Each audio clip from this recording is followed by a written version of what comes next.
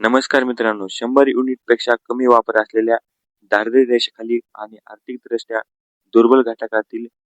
ग्राहकांसाठी सोलार रफ्तार योजना राबवण्यात आली आहे. त्या योजनेअंतर्गत 47,500 एवढा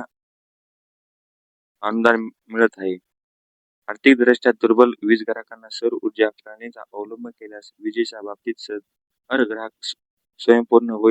होईल तसेच सादर प्रणालीद्वारे निर्मित विजेचा वापर करून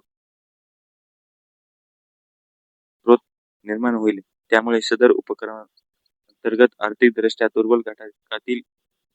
घरगुती वीज ग्राहकांना राज्य शासनाकडून अधिकच्या अनुदानाची तरतूद करून त्यांना छतावरील सौर ऊर्जा प्रकल्प स्थापित करण्याकरिता प्रोत्साहन करणे व उपक्रमात यांचा सहभाग वाढवणे याकरिता सोलार रफ्तार योजना राबवण्यात दिनांक 6/2025 रोजी शासन निर्णयातून मान्यता दिली आहे.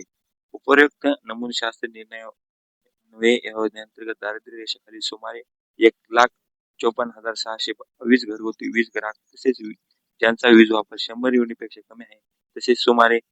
3,45,000 आर्थिकदृष्ट्या दुर्बल घरगुती वीज ग्राहक असे एकूण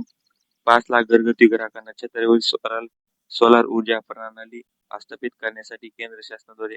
घोषित अनुदानाव्यतिरिक्त अधिकचे अनुदान राज्य शासनातर्फे देण्यात